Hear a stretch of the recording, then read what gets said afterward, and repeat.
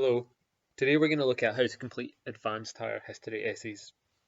Now, the advanced higher history essay is a very important part of the exam, obviously. There are two advanced higher history essays in the exam, both worth 25 marks, and so it should take you about 50 minutes for an essay, so that's about an hour and 40 minutes to do both of them.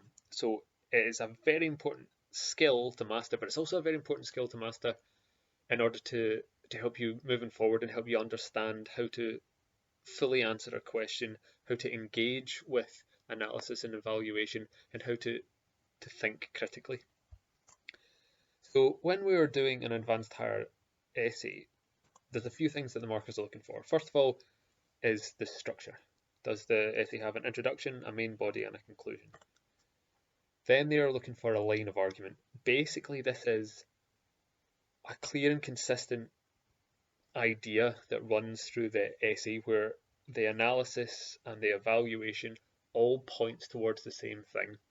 Now, that doesn't mean that every single part that you bring in has to agree with the general thrust of the argument. You can bring in contradictory factors and you can bring in challenges, but the general idea of the essay has to be building towards a conclusion. And I often like to think of this as like a red thread running through the essay. You should be able to find it anywhere. You should find it in the introduction, in the main body, and in the conclusion. You should be able to pull out and say, right, this is what you're saying. This is the main linking point that binds the essay together, is this answer to the question.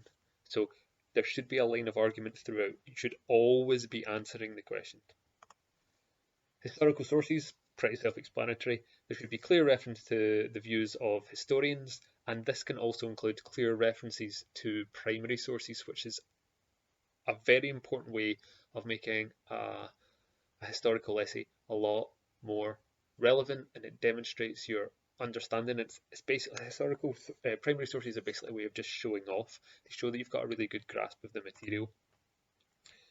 And then we have thoroughness. Now, the information you use must be rad, which is a term one of the old RMPS teachers used to use, but it's a good one because it highlights the fact that the information must be relevant, accurate, and detailed. Any point that you bring up must be relevant to the question, it must be correct, it's accurate, and it must be detailed. It must have enough to it to actually add something to the essay. And then, once you have introduced this rad piece of information, you must analyse and evaluate its importance, its position in the story, its position in answering the question. Finally, even though it's not directly referred to in the marking instructions, and there's no point where this says anything explicitly about this, in fact, it actually makes a point where it says, you should mark down for students who maybe don't express themselves as well as others. A well-written sentence, a well-constructed sentence is always going to be something that acts in your favour. And there's only two ways to get better at writing sentences. First one is to keep writing sentences, and the second one is to keep reading. The more you read, the better your sentences will be. If you want to write good historical essays, you need to read a lot of good history books. I've certainly found that the more history I read, the better my essays got. That I read a range of different books, and the more books I read, the easier I found it to understand what analysis was, what evaluation was, what a good fact was, what a good use of a source was, how to blend these things in effectively into a good, strong paragraph, into a general argument. So read a lot and write a lot, and you'll get better. That is simple, but obviously difficult to do. There are a variety of question types in the advanced higher. Basically, though, there are only really two types of question. You can either be asked to evaluate, which is where they give you a specific isolated factor and then get you to judge it in relation to a question. So, for example, the extent. To what extent was his failure to secure effective allies the main reason for the fall of Chamberlain? So, how important is the failure to secure allies in the fall of Chamberlain? So, what other factors can you bring in? And then there's a judgment, which is basically a yes or a no, an effective or an ineffective, a successful or an unsuccessful question. So there's two sides and you have to come to some sort of decision about it. how effective were British civil defence measures during World War II, for example, is a good version of that question, where you have to say, well, to some extent they were very successful, to some extent they were a little bit successful, to some extent they were unsuccessful, and then you come to an overall judgment. And the overall judgment doesn't have to be they were effective or ineffective, it can be about they were a bit of both, but it has to be a measured, evidenced conclusion. So the first thing you need to do is write an introduction. And the very first thing that an essay should do is to place the topic in context. Why is what we're talking about interesting? Why is it worth writing an essay about? A sentence or a couple of sentences that just explain, this is an interesting topic and I'm going to tell you about it. But before I tell you about the specifics, this is why we got to this point and this is why it's worth learning about it. So next thing you should do is outline the question. Basically explain what the question is actually asking. Now this is very important. Advanced higher history questions are quite complex. They include a lot of difficult language and some people can interpret these questions differently. In the introduction, make it very clear how you're interpreting that question. When it uses the word effective, what are we taking the word effective to mean in this context? Because obviously effective civil defence measures are different from effective war leadership, which is in turn different from an effective bombing campaign or an effective army campaign. So what do we mean by effective? Define the words and explain what you're going to talk about. Then you must introduce a clear line of argument. So this essay will show, this essay will prove, this essay will demonstrate that. That is a very good thing to do. It very clearly explains to the examiner what you're going to do. And having a sentence like that is very, very important. It very much helps. It also helps you when you're writing it because it indicates, right, have I or am I proving this point? Am I demonstrating this? Am I showing this? And you can constantly go back and make reference to it, right? I said I was going to answer it this way. Am I answering it this way? And if you get through your essay and you read it and you think, oh, do you know what? I've said that I'm going to show that civil defence measures were ineffective and I've actually shown that they were effective. That's fine. Go out, go back to the start, score out and write something else. Make sure that your introduction matches your main body. You also must, in your introduction, it's almost in some ways like a mini plan, explain the points that you're going to talk about. So you're going to talk about Anderson shelters, Morrison shelters, you're going to talk about the evacuation scheme, you're going to talk about sheltering in underground stations, those sort of things. You've got to indicate exactly what you're going to be talking about, and that should do it. With a conclusion, in many ways it's quite similar. An introductory sentence basically that outlines what you've been talking about. So this essay has discussed whatever. Summarise the evaluation. So look back at the end of all the paragraphs and just bring them all together and demonstrate and show that the ones that you're going to ignore are less important. And then clearly state your conclusion. Now, in the introduction you said this essay will show. In the conclusion just say this essay has shown, this essay has proven, this essay has demonstrated. It is a bold, clear statement. Pick some key pieces of evidence that support your view. So if there is a piece of analysis or a couple of facts that were central to your argument, bring them in here and restate them. It's also fine to bring in historians that have agreed with you. Don't get involved in the historical debate though. Historical debates are the main body. Conclusions are for concluding, summing up, being bold and clear. So stick to only things that agree with you in the conclusion.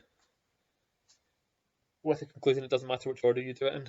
Start with an introductory sentence, but after that you can clearly state your conclusion, then summarise your evaluation and have some key evidence, and then have a historian. It doesn't matter. As long as you start with the introductory sentence and you have all the other bits, order isn't really that important. And I'm going to keep coming back to this point of being confident. In an advanced higher history essay, it's that if you've studied it and you'll have read the sources and you'll have understood the primary source material and you've looked at different historians, your opinion is now meaningful and valuable. By the time you get to advanced higher, you're thinking for yourself, you're producing your own essays. This isn't like National 5 and higher where we're basically told what to think. This is what you think now, and therefore it's worthwhile reading. It's not just going to be the same as 30 other essays. It's going to be different, it's going to be unique, and it's going to be interesting. Therefore, be confident.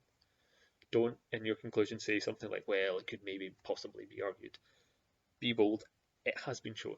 This essay has proven. So that is very important. Confident essays, the appearance of confidence, makes the examiner, the person reading your essay, believe what you've written. And if you can make them believe what you've written, then they're going to give you a better mark. The main section of the essay, the main body of the essay, is obviously quite a complex part of it, but there's a kind of straightforward structure that you can follow. So 3 or 4 main paragraphs. Each paragraph should deal with a separate factor that directly relates to the question. They all should have the following features, all of the paragraphs. They should have a topic sentence. They should have some evidence, that is relevant facts. They should include analysis, historiography, so that's entering into the historical debate, and finish with evaluation. So topic sentence is just a sentence that explains what the paragraph is going to be about. If it's the very first paragraph, the first main body paragraph after the introduction, then set it out whichever way you want. But once you're into the second, third, or fourth paragraph, try and link them together. Your topic sentence should say something that links the first paragraph to the second one. This is called a segue, and it makes the essay flow together rather than just 4 clunking paragraphs that could have been put in any order. So having good topic sentences make your essay seem well structured. You don't have to have complex links. It can only be a few words, and it should, an effective segue should highlight the similarities or highlight contrasts. For example, Churchill's rapport with Soviet Russia and Stalin could not have been any different to his bond with Roosevelt, and this stormy relationship caused great problems during the war. So in this one, where it looks like we're going to go on and talk about Soviet Russia, whereas in the previous paragraph we talked about Roosevelt. Another example, the state of the RAF at the outbreak of the war was very similar to that of the Navy, and there was a picture of general competence mixed with some key deficiencies. So we're talking about the RAF, and we've just talked about the Navy. So segues, set out what you're going to do and link it back to what you've done before. Good topic sentences. Evidence, as we've said already, evidence is about being relevant, accurate, and detailed, but you should, when bringing in evidence, you should ask yourself a series of questions. What is the essential information that is needed in this paragraph? What are the most helpful things that will help support the argument? And what primary source evidence can we bring in to add weight to the facts that you've included? And are there any pieces of information that would undermine your argument, which shows that you're entering into the historical debate? Remember, it's fine to bring in things that disagree with the point that you're making. In any question in history, it's not just a straight, simple story. It's not just the Allies won the war because, and there was no contradictory information there. There will be some debate. Now, including relevant information is key to scoring highly. Thoroughness is one of the very important parts of the marking instruction, perhaps one of the most, if not the most important. So if you're consistently mentioning key information for each factor, consistently prioritizing the right stuff, then you will score very highly in this. If you are not doing that, if you're consistently missing out key information or bringing in information that's not that important, then you will not score highly. Analysis. Now, analysis is the main issue that tends to crop up in history essays. Many history essays end up being too narrative. It just becomes a story. So this is what happened, and then this happened, and then this happened, and this happened. And you get to the end of the paragraph, and you're like, right, I've told a brilliant story. It's fantastic. That's exactly what happened. Done. But that's not a history essay. That's just a story. So it can't be a parade of facts. It must be facts that are used with a purpose. So I like to think of them as, bricks that are being used to build a house, or bullets that are being used to load a gun. Unless you are doing something with them, they are useless. So every fact must be analysed. So as soon as you bring in a fact, unless you're bringing in another fact just to support it, and then you're going to analyse them both afterwards, make sure that there is analysis straight after. Your argument, the thing that you've referred to in the introduction that you're going to restate in the conclusion, it must be advanced by the facts. The analysis must answer the question. So effective and analytical language is pretty easy to spot. You can have things like this demonstrates, this clearly shows that, this tells us that, this is important because. Here we can see all this kind of stuff. And again, remember to be confident. Your analysis should be bold, and it should be decisive, and it should be convincing. Don't, as I've said before, write things like, it could possibly argue that it may be clear from this. Instead, it should be, this clearly demonstrates, this shows that. Bold, clear assertions. So being analytical is doing something with facts. So in order to do something with a fact, you must relate it to the question. Either helps answer the question one way or it helps answer the question another way. So you must explain what the fact means and why you've brought it in. So you can explain the effect the fact had. You can talk about why the fact led to a change. You can say why a fact prevented a change. Or you can talk about why it's significant in relation to the question. There are loads of things you can do with analysis, but you've got to make sure that you're doing something. So when it comes to the analysis marking instructions, you'll get an F. If you don't mention analysis, you'll get an F. If there's much narrative rather than analysis, you get a C. If there's an attempt, but it's not deep or sustained.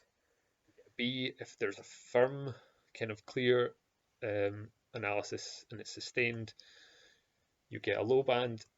A, if it's firm and assured and consistent, you get a mid. A, if it's firm, very assured, consistent, and you get a top band A if it's fluent and insightful. Detailed analysis, which advances the argument and looks at different implications going beyond the most obvious ones. So that's about bringing in challenges, looking at different interpretations, answering the questions in a sophisticated way. Historiography. Now, historiography is very important. You need historiography to pass. If you don't make any reference to historiography, then you will automatically fail. The most you can get is 12.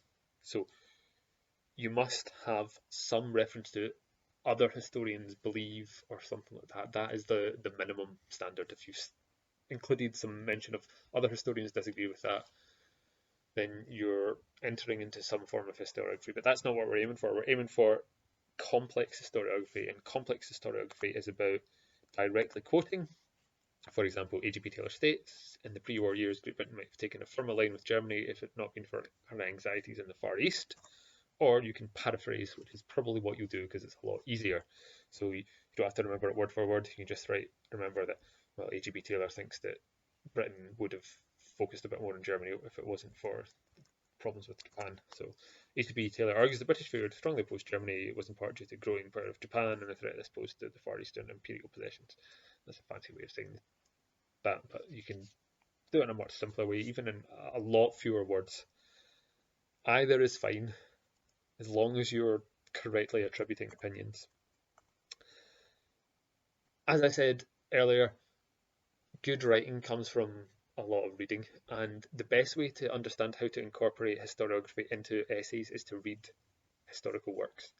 Historians, Hastings, Beaver, A.G.P. Taylor, these people, Juliet Burchill, they're really good at incorporating historiography into their writing. They blend it in a sophisticated way. The more you read them, the easier it'll become. But you can blend it in, for example, in various ways, like by using it to support your line of argument. A.G.P. Taylor agrees with this assessment when he states, or you can just highlight a historical opinion. A.G.P. Taylor believes, or you can bring in some historiography in terms of entering into the debate, which is the gold standard of historiography.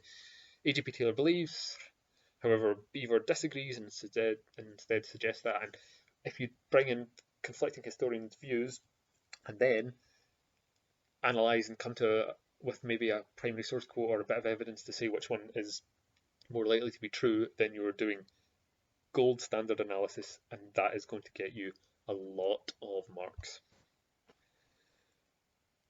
Finally, evaluation. Now, evaluation is something that's often left out. Many people just don't bother with it because they think they've done a lot of analysis and so they don't need it. That is wrong. Evaluation adds so much, but it doesn't actually require all that much work. It's just a mini conclusion at the end of each paragraph. It's just a line or two that sums up what you've been discussing.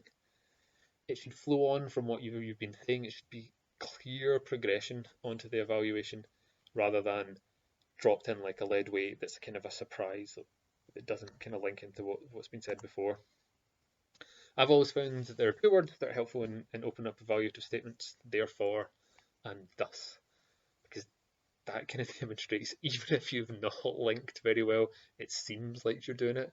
So if you throw in a couple of therefores or a couple of thuses, it makes it seem that yes, therefore, this is all the stuff that came before has led to this point. And so even if you're not linking it beautifully well, that does work. So you could have, for example, therefore the importance of Churchill's relationship with Stalin or whatever was, we can see that the bombing campaign did. Those kind of words, it makes it demonstrate that you're summing up. It's very good kind of signpost language. It's clear that you're doing some evaluation. Other people like to use words like overall, which is equally fine in terms of evaluation. However, unlike in higher, where you can just overuse the terms again and again and again and again because you're just needing to get the mark, and if you use the terms then you get the mark, in advanced higher your essay is marked holistically, so you cannot keep overusing the same words and phrases because that becomes just like reading a robot's writing. You must start to learn to use different terms and integrate different words and phrase things in slightly different ways so that the writing doesn't become stale and engaging. And just remember that the evaluation must agree with what's been said in the paragraph, and it must link to what you've said you're going to do in your introduction and what you say you have done in your conclusion. Otherwise, it's not evaluation. It is a contradiction, and essays that are contradictory into themselves are very, very, very unlikely to score highly. So in terms of being evaluative, it's about explaining the importance. That's all it really means. You've talked about a factor. How important is that factor? If you explain how important that factor is, then you have done evaluation. So it's a summary and an appraisal. Anytime that you're effectively evaluating, if you're doing it properly, then you're directly answering the question. So you say things like, it was this factor more than any others that led to, or the significance of this factor has been greatly overstated and has been shown actually played only a minor role. So that is a little conclusion at the end of each paragraph, and you've done your evaluation.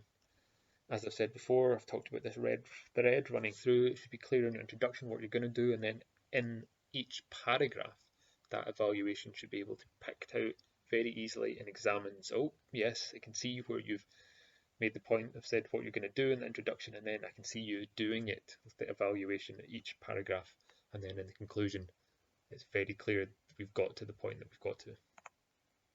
So for evaluation, you see again, you fail if it's not there, if it's very weak.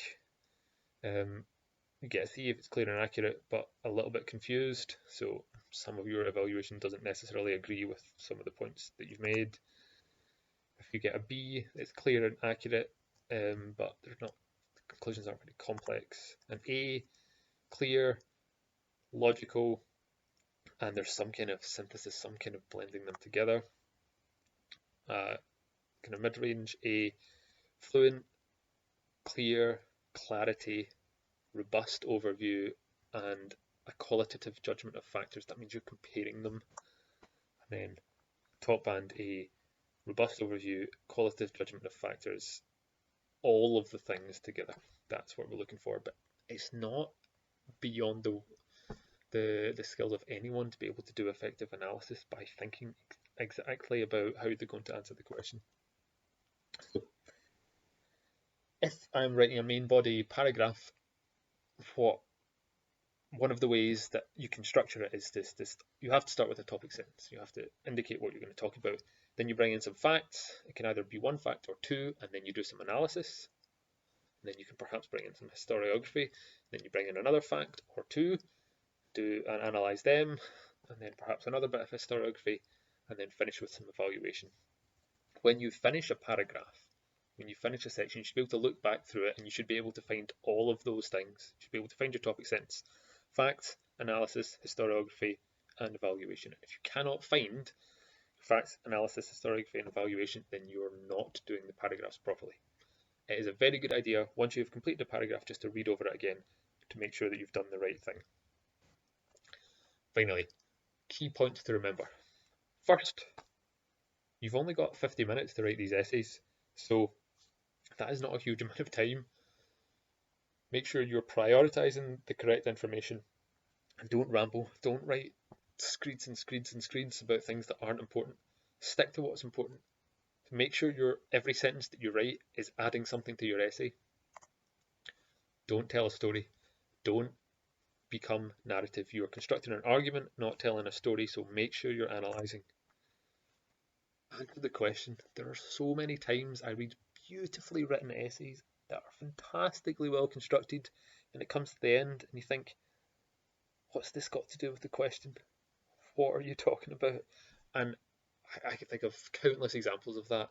So every single time you're starting a paragraph and you're finishing a paragraph, just constantly think, what is the question and am I answering it? What is the question? Am I answering it? And as I've said many times, be confident. You've developed a mature and meaningful understanding of these topics, so be confident about your analysis, be confident about your evaluation, and be confident about your conclusions. And if you do that, you will write essays.